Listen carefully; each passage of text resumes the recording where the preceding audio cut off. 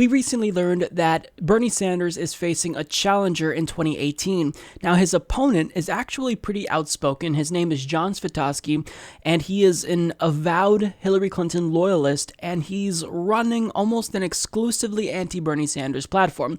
So in a recent segment of the show, we talked about what we knew about John, and he refers to Bernie Sanders as bank fraud Bernie, and he thinks that the FBI's investigation into Bernie Sanders' wife should disqualify him from office, although he was a vocal supporter of Hillary Clinton, who was under investigation during her presidential campaign, so I don't need to point out the hypocrisy there.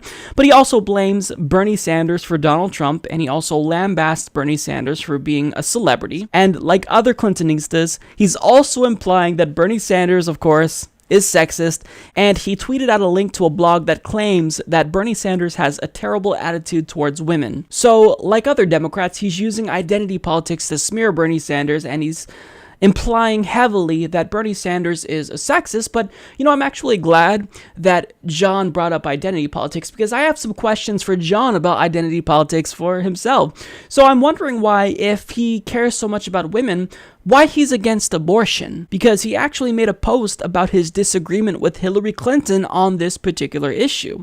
And also in 2016, he made overtly transphobic comments saying, quote, "So if a ladyboy in high school wants to shower with the girls, we'll just take his word for it?" And in 2015, he stated that he disagrees with homosexuality. He also defended Billy Graham, who is an anti-gay televangelist, when Graham spoke out against the, quote, in-your-face portion of the gay rights movement. But that's not all. He also referred to Ben Carson, Herman Cain, and Condoleezza Rice as, quote, Oreos.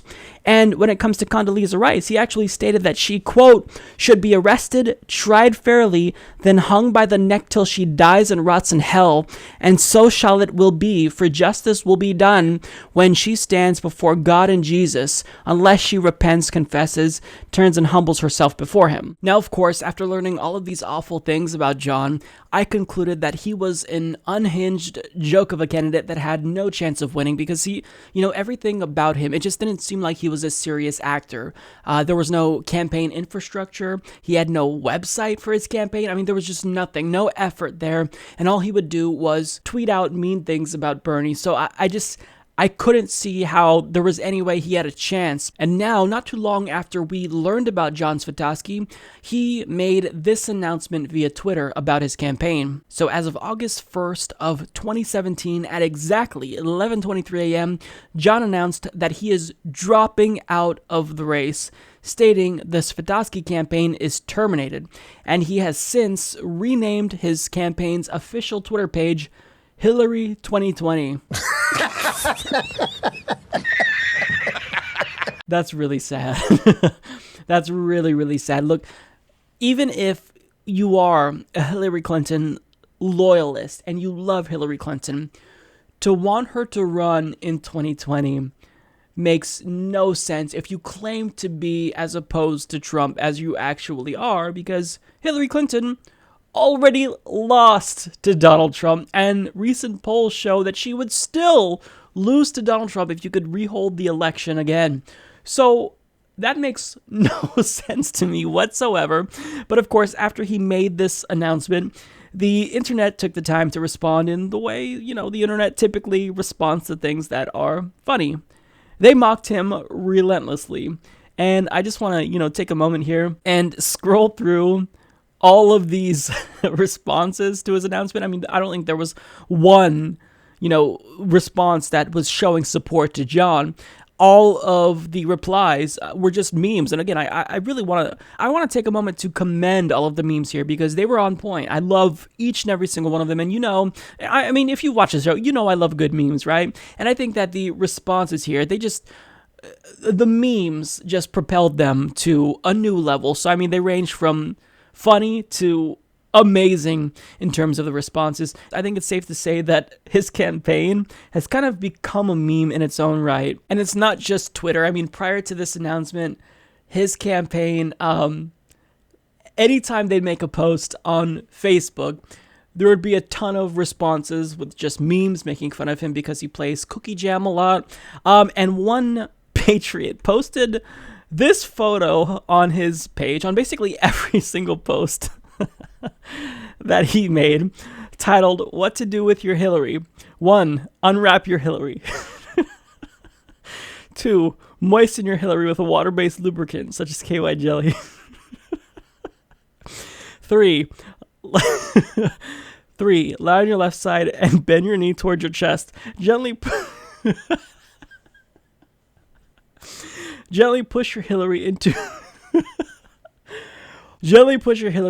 into the rectum deep enough that it will not come out. And he posted this on everything. On everything. Yeah.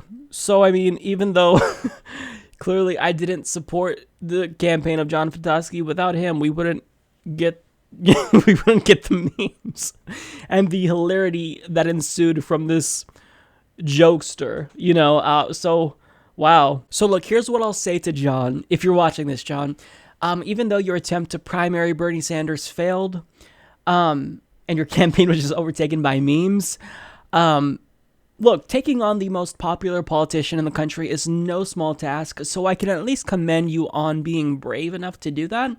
But this is, a message not just for you, John, but for other people. If you want to run for Congress, I mean, you've got to have a message. You've got to have a reason to run. You can't just have a campaign that was catalyzed exclusively because you hate a particular politician. I mean, I dislike a lot of politicians, but there are policy differences that I have that makes me opposed to their campaign. So, I mean, if you're going to run, you've got to have a reason to run. The American people have got to believe that you are willing to stand up and fight for them. But John didn't give us anything to believe that he cared, nor did he give us anything to make us believe that he was a serious actor. I mean, he just was running on, I hate Bernie Sanders, he is bank fraud Bernie, he's a celebrity, and the people of Vermont deserve better, even though, I mean, he gets elected with these ridiculously wide margins.